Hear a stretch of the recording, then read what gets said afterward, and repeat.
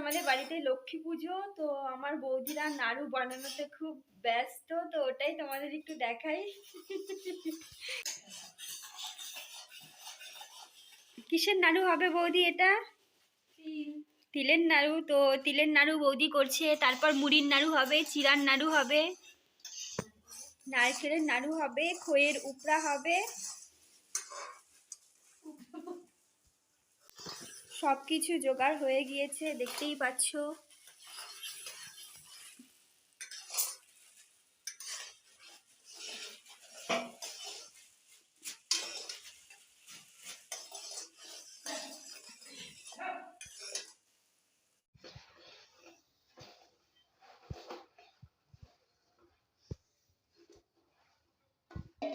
আসলে আমার বৌদি খুব ভালো নাড়ু বানায়, সেই জন্য প্রতিবার বৌদিকে এই দায়িত্বটা দেওয়া হয়।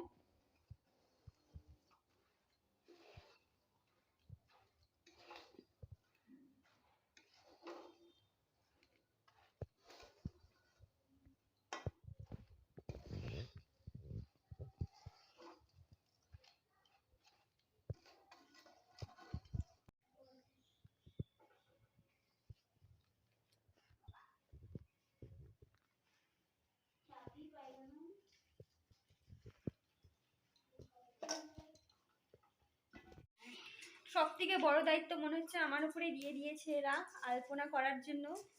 তো আলপনা এখন আমি করব, তো আলপনা করার পর তোমাদের দেখাচ্ছি, তো তোমরা বললো কেমন হয়েছে আমার আলপনা।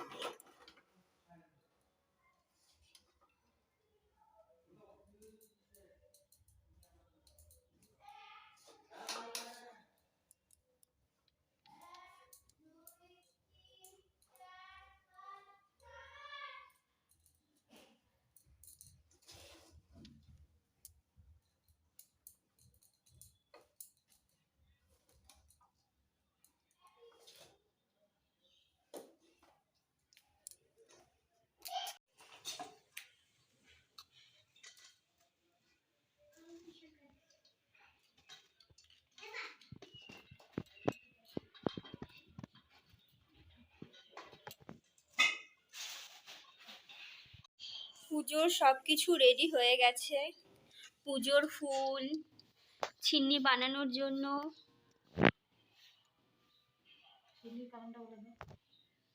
কি কারণ ছিন্নি? ও ছিন্নি বানানোর কারণ হচ্ছে আমাদের লক্ষ্মী নারায়ণ একসাথে, সেই জন্য বৌদি ছিন্নি বানিয়েছে।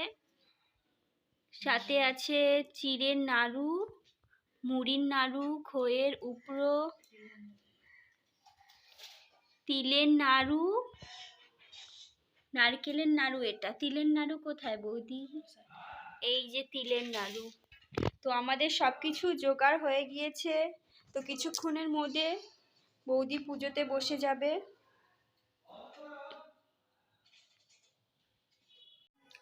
আমার আলপনা দেওয়া কমপ্লিট হয়ে গেছে, তো তোমাদের সাথে আমি আমার আলপনাটা শেয়ার করছি, তো তোমরা দেখে বলো কেমন হয়েছে।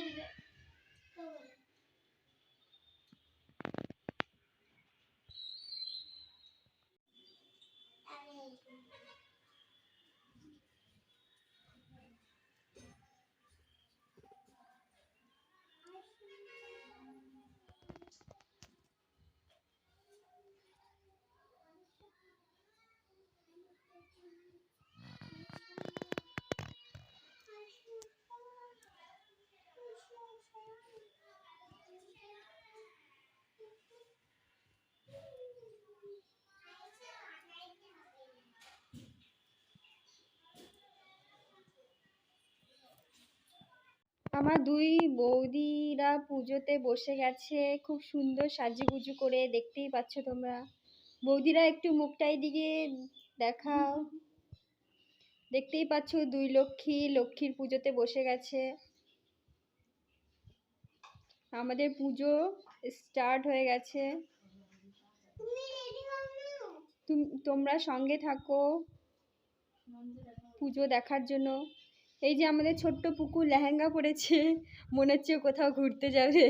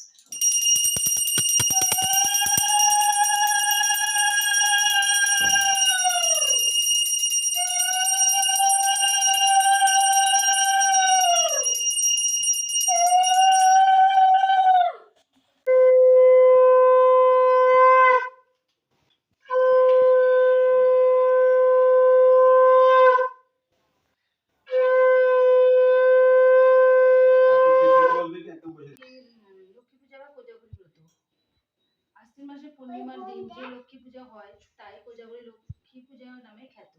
ব্রত কথা। দীর্ঘদিন আগে একজন ধর্মপ্রাণ রাজা ছিলেন। তিনি কোনো অবস্থাতেই তার ধর্মকে ত্যাগ করেননি। তিনি একটা অদ্ভুত নিয়ম মেনে চলতেন। সেটা হলো যদি কোনো জিনিস বা তার হাটে বিক্রি না হতো তাহলে তিনি নিজে সেই জিনিসটা কিনে নিতেন। এই ঘটনা সবাই জানত। একদিন একজন কামার একটা লোহার মূর্তি নিয়ে হাটে বিক্রি করতে এসেছিল, কিন্তু তা কেউই কিনল না। এতে সেই কামারটা মন খারাপ করে বাড়ির পথে ফিরছিল। হঠাৎ তার মনে হলো একবার রাজবাড়ি থেকে ঘুরে তারপর বাড়ি যাবে। এই কথা ভেবে সে রাজবাড়িতে উপস্থিত হলো। রাজা তার অবস্থা দেখে তার আগাগোড়া নিয়ম মেনে সেটাকে উচিত মূল্যে কিনে নিলেন। তারপর সেই কামারটা মুখে হাসি ফুটলো ও সে চলে গেল। সেই দিনকেই রাত্রিবেলা রাজা একটা কান্নার শব্দ শুনতে পেল। ধীরে ধীরে তা বেশ জোরালো আকার নিল। তখন রাজা তার ঘর থেকে বেরিয়ে এলো এবং ভালো করে শুনতে চেষ্টা করলো যে কান্নার শব্দটা কোথা থেকে আসছে। কিছুক্ষণ পর রাজা বুঝতে পারলো যে কান্নার আওয়াজটা ঠাকুর ঘর থেকেই আসছে। তখন রাজা ঠাকুর ঘরে গিয়ে দেখলো যে একটি সুন্দরী মেয়ে কাঁদছে। তাকে জিজ্ঞাসা করে জানতে পারলো যে সে রাজলক্ষ্মী। রাজা ঘরে অলক্ষ্মী কিনে এনেছে বলে সে চলে যাচ্ছে। যেহেতু অনেকদিন সে রাজার বাড়িতে ছিল তাই যেতে মন চাইছে না। সেই জন্য কান্নাকাটি করছে, কিন্তু কোনো উপায় নেই তার, তাকে যেতেই হবে। তবে যাওয়ার আগে রাজাকে বর দিয়ে গেল যে রাজা সব পশু পাখি জীবজন্তু ভাষা বুঝতে পারবে। আরো বলল মানবের সার আচার, শিরের সার দমন, ভোজনের সার ঘৃত, নিশির সার জাগরণ। এই বলে রাজলক্ষ্মী রাজবাড়ি থেকে বিদায় নিল। রাজা ঘরে ফিরে গেলেন। কিছুক্ষণ পর রাজা দেখতে পেলেন অপর এক সুন্দরী রাজবাড়ি থেকে বার হচ্ছে। রাজা অবাক হলেন এবং তার কাছে গিয়ে জিজ্ঞাসা করে রাজা জানতে পারলেন যে তিনি ভাগ্যলক্ষ্মী। তিনিও রাজবাড়ি ত্যাগ করছেন, কারণ রাজা বাড়িতে অলক্ষ্মী কিনে এনেছে, সেই কারণে। এইসব শুনে রাজার মন খারাপ হয়ে গেল। কিছুক্ষণ পর রাজা আবার একটা সুন্দরীকে রাজবাড়ি থেকে বেরিয়ে যেতে দেখে তার কাছে ছুটে গেলেন এবং তাকে জিজ্ঞাসা করে জানলেন যে তিনি যশোলক্ষ্মী। তিনি একই কারণে রাজবাড়ি ছেড়ে চলে যাচ্ছেন। মনের দুঃখে রাজা ঘরে ফিরলেন। সেদিন আর সারা রাতেও রাজার একটুকু ঘুম এলো না। তারপরের দিন রাত্রে রাজা আবার দেখলেন যে এক সুদর্শন পুরুষ আর এক সুন্দরী রাজার বাড়ি থেকে বেরিয়ে যাচ্ছে। তাদের কাছে গিয়ে রাজা আর গেলেন না, রাজবাড়িতেই থেকে গেলেন। কুললক্ষ্মী একাই চলে গেলেন। এইভাবে রাজলক্ষ্মী, ভাগ্যলক্ষ্মী, যশোলক্ষ্মী ও কুললক্ষ্মী রাজা বড়ই মর্মাহত হয়ে পড়ল। এইভাবে দিন যত কাটতে থাকে রাজার অভাব তত বাড়তে থাকে। কোনো রকমে কিছু খেয়ে রাজা রানী দিন যাপন করে। রাজা খেতে বসলেই থালার চারিদিকে পিঁপড়েরা ঘিরে ধরে খাবারের ভাগ বসায়। এতে কিছু খেতে তাদের আর মনে লাগে না। তখন তারা বলতে থাকে যে এই অলক্ষ্মীর জন্য রাজার দুরবস্থা। এমন জায়গাতে পৌঁছেছে যে তার খাবারে এক ফোঁটা ঘিও আর জোটে না। এই কথা শোনা মাত্র রাজা চরম হেসে উঠল। অকারণে হঠাৎ হাসতে দেখে রাজা তার হাসির কারণ রানীকে বলতে চায় না, কিন্তু রানী তো নাছোড়বান্দা। তখন রাজা বলে শুনতে চায়। তখন রাজা একান্ত বাধ্য হয়ে নিজের মৃত্যু পরোয়া না করে রানীকে খুশি করতে সেই কথা বলতে রাজি হয়ে তবে রাজকন্যাকে তার জন্য রানীকে নদীর ধারে নিয়ে যায়। নদীর ধারে গিয়ে রাজা রানীকে শেষবারের জন্য বলে যে ওই কথা বললে রানীকে বিধবা হতে হবে। তবুও রানী সেই কথা শুনতে চাইলে রাজা বলতে রাজি হয়। এমন সময় তারা দেখে যে নদীতে একটা মরা ভেসে আসছে। এই দেখে একটা শিয়ালনী শিয়ালকে বলছে এই মরাটা নদী থেকে নিয়ে আসতে এবং সেটা আনলে তারা ভাগ করে দুজনে খাবে। কিন্তু নদী থেকে এই মরাটা আনার অসুবিধা দেখে শিয়াল তাকে বলছে যে সে রাজার মতো বোকা নয় যে রানীর কথায় প্রাণ দেবে। এই শিয়ালের কথা রাজা বুঝতে পারে, কিন্তু রানী তা পারে না। এই কথা বুঝে রাজা রানীকে ওইখানে রেখেই রাজবাড়ি ফিরে আসে। রানী যাই হোক, এইভাবে রানী সেখানে একলা থাকতে থাকতে বছর কাটতে থাকে। একদিন আশ্বিন মাসে পূর্ণিমার রাত্রে নদীর ধারে ঘন্টা শাঁখ বাজার শব্দ শুনে রানী সেখানে গেল ও সকলকে জিজ্ঞাসা করে জানতে পারলো যে তারা লক্ষ্মী পুজো করছে। এই পুজোতে অলক্ষ্মী দূর হবে, ভাগ্য ফিরবে। এই কথা সবাই এখানে সবাই অঞ্জলি দিবা। বলবাম না কিছু, আমি যেটা বলবো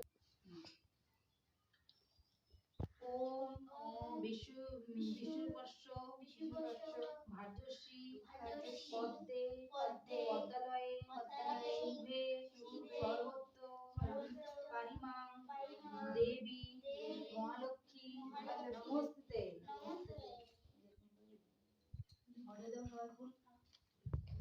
লক্ষ্মী মা, তুমি ভালো থাকো আর সবাইকে ভালো রাখো এভাবেই। বিশ্বরূপস্য ভার্যশ্রী পদ্মে পদ্মালয়ে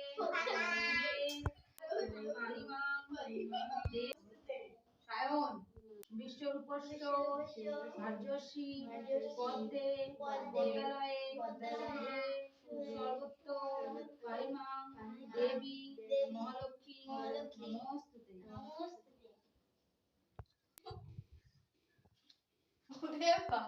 ওম বিশ্বরূপস্য ভার্যশ্রী পদ্মে পদ্মালয়ে শুভে সর্বত্র পারিমাং দেবী মহালক্ষ্মী নমস্তুতে।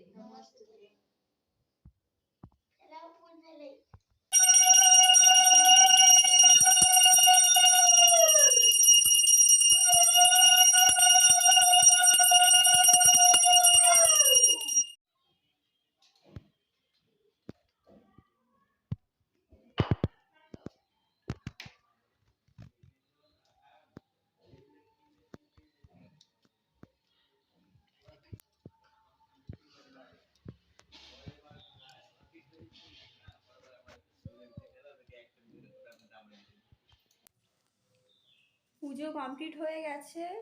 তো তোমাদের পুরো ভিডিওটা দেখালামই। যদি ব্লগটা ভালো লেগে থাকে তাহলে অবশ্যই লাইক কমেন্ট শেয়ার সাবস্ক্রাইব করে দিও। Bye bye guys.